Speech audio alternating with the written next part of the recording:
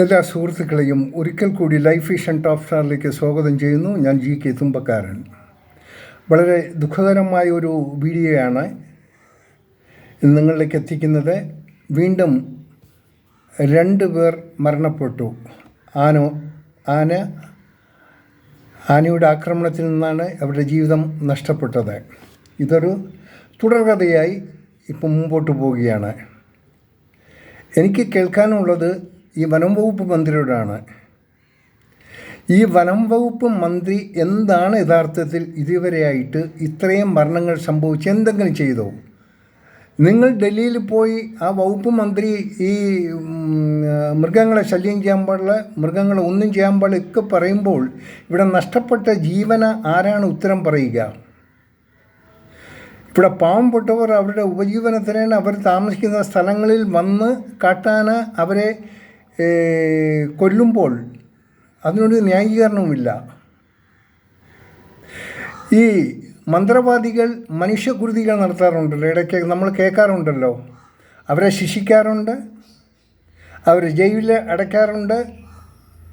അത് നരബലി എന്നുള്ള പേരിൽ. ഇതും നരബലിയല്ലേ? ഈ നരബലി നടത്തിയ അതിൻ്റെ ഉത്തരവാദിത്വം ആർക്കാണ്? യഥാർത്ഥത്തിൽ അവരെയല്ലേ ശിക്ഷിക്കേണ്ടത്? അവർക്ക് ശിക്ഷയില്ല. മരിച്ചവൻ മരിച്ചു, എന്തെങ്കിലും 1-2 ലക്ഷം രൂപ കൊടുത്ത് അങ്ങോട്ട് തീർന്നു. ഈ മന്ത്രിക്ക് ഇതിനൊന്നും ശ്രദ്ധിക്കാനുള്ളതില്ല. കാരണം അങ്ങനെ തന്നെ അങ്ങയുടെ ആ കസേരയ്ക്ക് വേണ്ടി ഇങ്ങനെ തൂങ്ങിക്കിടക്കുകയാണ്. അവിടെ ഈ ആൾക്കാർ ക്യൂ നിൽക്കുക എന്നുള്ള ആ കസേരക്കളിക്ക് വേണ്ടി. അതാണ് അങ്ങയുടെ പ്രധാനം. മന്ത്രി, ഞാൻ അങ്ങയുടെ പ്രായത്തെക്കുറിച്ച് ഞാൻ കളിയാക്കുകയില്ല. നിങ്ങൾക്ക് നിങ്ങളുടെ ശാരീരികമായിട്ടുള്ള ബുദ്ധിമുട്ടുകൾ കണക്കാക്കി നിങ്ങൾ എടുത്തിരിക്കുന്ന ആ വകുപ്പുണ്ടല്ലോ, വളരെ ഹാർഡ് വകുപ്പാണ്. അതിന് തന്മയമായ രീതിയിൽ ആലോചിച്ച് ഓരോ ആക്ഷൻ എടുത്ത് മനുഷ്യ ജീവനുകളെ രക്ഷിക്കേണ്ട ഒരു സംവിധാനം ഉണ്ടാക്കി. ഇത്രയും കാലം വരെ നിങ്ങൾ ഇന്ന് അങ്ങനെ ഒരു സംവിധാനം ഉണ്ടായില്ല, ഇനി ഉണ്ടാക്കാൻ സാധിക്കുന്നുമില്ല. അതുകൊണ്ട് നിങ്ങൾക്ക് ചെയ്യേണ്ടത് അത് മറ്റാരെങ്കിലും ഏൽപ്പിക്കുക. അതായിരിക്കും നല്ലത്.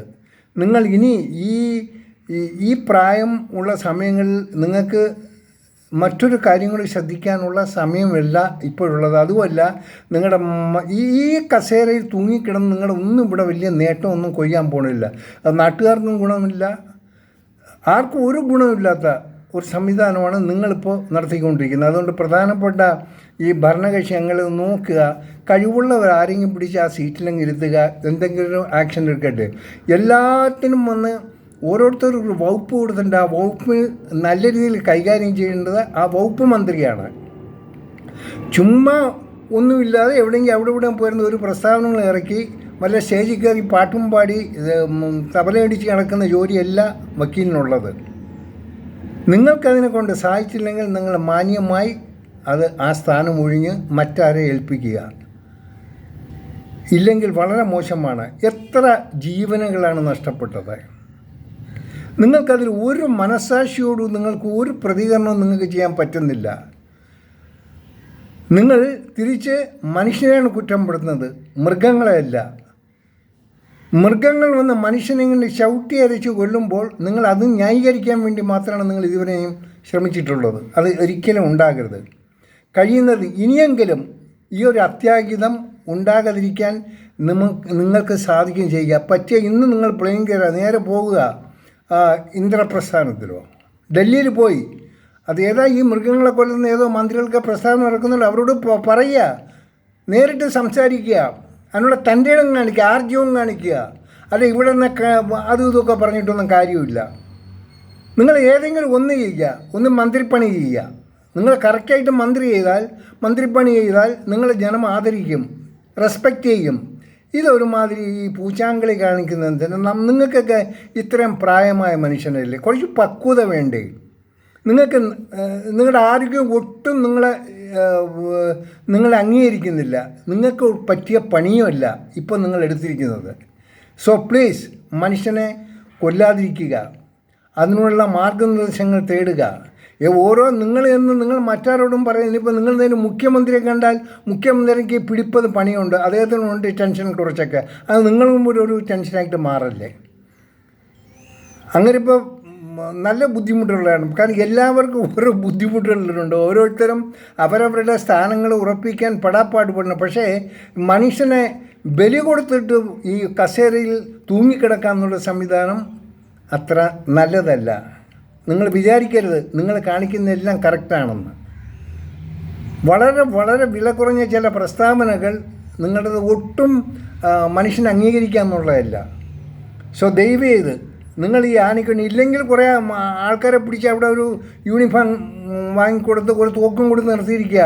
ഒരു എസ്കാർട്ടായിട്ട് ആൾക്കാരുണ്ടല്ലോ പണിക്ക്, ഇഷ്ടംമാതിരി ആളെ കിട്ടും. അതിനിപ്പോൾ യൂണിഫോം റെഡിമെയ്ഡ് തരാൻ വേണ്ടി ഏത് പച്ചക്കറി കടയിൽ ചെന്നാൽ യൂണിഫോം കിട്ടും. അങ്ങനെയൊക്കെ ഒരു കൊട്ടേഷൻ ഉണ്ടാക്കി ഒരു 500 സെറ്റ് യൂണിഫോം കുറച്ച് ഡബിൾ വിലയ്ക്ക് കൊടുത്തിട്ട് വാങ്ങിയിട്ട് ഇപ്പോൾ ചോദിച്ചാൽ പറയും എമർജൻസിക്ക് വാങ്ങിയാണ്. പണ്ടെങ്ങാണ്ടതുണ്ടോ എന്തോ ഒരു ഗ്ലൗസോ എന്തോ സൂട്ട് കോട്ട് എന്തൊക്കെ വാങ്ങിയിട്ടുണ്ടല്ലോ പലരും. അതേപോലെ നിങ്ങളുടെ ഒരു പ്രദർശനം നടത്തുക. That is A best way. കുറച്ച് തോക്കും കൊടുത്ത് അങ്ങനെ നിർത്തിക്കഴിഞ്ഞാൽ നിങ്ങൾക്ക് ആന ഒന്നുമില്ല. അപ്പോൾ ആനയെ കണ്ടു കഴിഞ്ഞാൽ വല്ല മയക്കുമരുന്ന് വല്ലതൊക്കെ വയ്ക്കാൻ പറയാം. മയക്കുമരുന്ന് വെടി വയ്ക്കാനുള്ള ട്രെയിനിങ് ഒക്കെ കൊടുക്കും. അതായിരിക്കും കുറച്ചുകൂടെ നല്ല ഏറ്റവും എളുപ്പമുള്ളൊരു മാർഗ്ഗം അതാണ്. അങ്ങനെ ഒരു റെസൊല്യൂഷൻ പാസ് ചെയ്യുന്ന ചീഫ് മിനിസ്റ്ററെ കണ്ട് പറയാം, ഇങ്ങനെയാണ് നമ്മൾ കുറച്ച് കുട്ടികളെ അങ്ങോട്ട് അയക്കാം.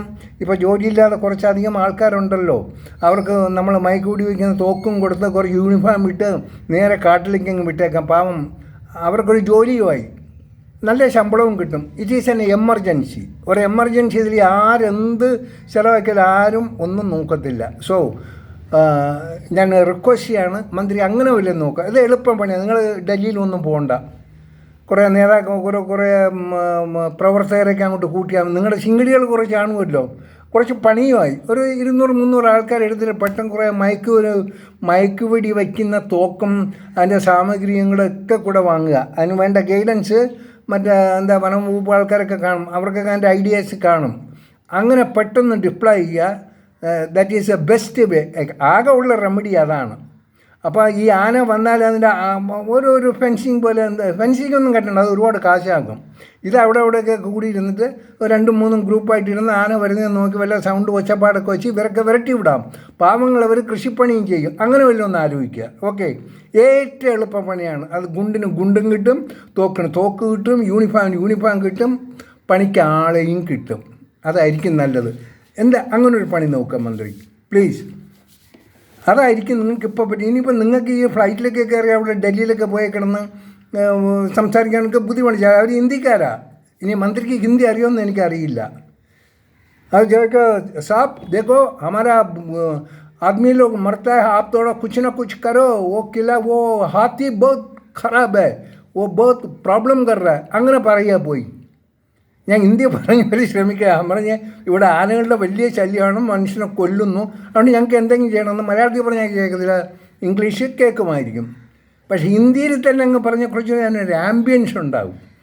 അല്ലെങ്കിൽ പിന്നെ ഹിന്ദി അറിയുന്ന ഒരാളെ കൂടെ കൊണ്ട് കൂട്ടിക്കോളൂ പേഴ്സണൽ സ്റ്റാഫിന്, അതൊക്കെ ഒരു അപ്പോയിൻമെൻറ്റ് കിട്ടും. ഓക്കെ, നമുക്ക് പ്രതീക്ഷിക്കാം. ഇനി കുറേ മയക്കുമരുന്ന് വെടിയുമായിട്ടൊരു സേന മന്ത്രി ശശീന്ദ്രൻ അവരുടെ വടികൾ ഒരു പദ്ധതിയിലൂടെ കുറച്ച് ആൾക്കാർക്ക് അപ്പോയിൻമെൻറ്റ് കിട്ടുന്നു. പ്ലീസ്, ഇതാണ് വേണ്ടത്, ഇതാണ് ചെയ്യേണ്ടത്. അപ്പോൾ മിക്കവാറും ഇനി വലിയ മരണങ്ങളൊന്നും സംഭവിക്കില്ല. സോ എല്ലാവരും നാട്ടുകാരോടും നമ്മുടെ മറ്റു ചീഫ് മിനിസ്റ്ററോടും ഒന്ന് റിക്വസ്റ്റ് ചെയ്യാണ്, അങ്ങനെ മന്ത്രി ഒരു പ്രപ്പോസൽ ഒന്ന് ദയവ് ചെയ്ത് അതൊന്ന് അംഗീകരിക്കണം. അവർക്കൊണ്ട് പ്രചോദനം കൊടുക്കണം, അവർക്കൊണ്ട് അങ്ങനെ ആ പദവി നല്ല രീതിയിൽ അത് കാത്തു സൂക്ഷിക്കട്ടെ. പുള്ളി വലിയ ടെൻഷൻ. ഇതാകുമ്പോൾ ഏറ്റവും എളുപ്പമാർഗ്ഗമാണ്. കുറച്ചൊരു പ്രത്യേക സംഘടന രൂപീകരിക്കുക, അതിനുള്ള എല്ലാ സംവിധാനങ്ങളും ഉണ്ടാക്കി കൊടുക്കുക. ജോലിയില്ലാത്ത ഒത്തിരി ആൾക്കാർ ഇവിടെ ഉണ്ട്. ഇവിടെ ഇപ്പോൾ ജോലി ഉള്ളത് കൊണ്ട് ഇവർ ഹ്യൂമൻ റിസോഴ്സിൽ ഈ ടെക്നോ പാർക്ക് അവിടെ വല്ലവരും കമ്പ്യൂട്ട് ചെയ്ത സാധനം ഇവർ കിരി അടിച്ചടിച്ച് ഉണ്ടാക്കുന്ന മനുഷ്യ നിർമ്മിതി അതെന്നൊക്കെ പറഞ്ഞ് കിടക്കുന്നുണ്ടല്ലോ, അതാണ്. അല്ല, മറ്റുള്ള സാധാരണ ആൾക്കാർക്കിപ്പോൾ പണിയില്ല.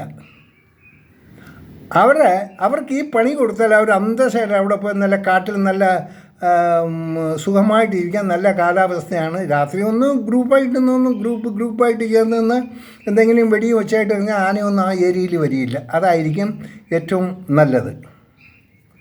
എല്ലാവരും ഇതിനു വേണ്ടി ഒന്ന് റെക്കമെൻഡ് ചെയ്യണം. ഒരു പുതിയ എന്താ പറയുക, ഒരു പ്രിവെൻറ്റീവ് സേനയെ നമുക്കുണ്ടാകട്ടെ കേരളത്തിലേക്ക്. ഇനി അടുത്ത മന്ത്രിസഭയ്ക്കും അതൊരു പ്രചോദനമാകും. അതൊരു എംപ്ലോയ്മെൻറ്റ്, കുറച്ച് ആൾക്കാർക്ക് ജോലിയും കിട്ടും. PSC അങ്ങക്ക് ജോലിയൊന്നും ഇല്ലായിരിക്കുകയാണ്. അവിടെ പറഞ്ഞ് അവർ പടപെടാന്ന് പറഞ്ഞ് എല്ലാം ചെയ്തു തരും. Okay, have A nice day. ഈ വീഡിയോ ഇഷ്ടപ്പെട്ടാൽ ഒന്ന് സബ്സ്ക്രൈബ് ചെയ്യണം, മറ്റുള്ളവർക്ക് ഒന്ന് ഷെയർ ചെയ്യണം, മറക്കാതിരിക്കുക.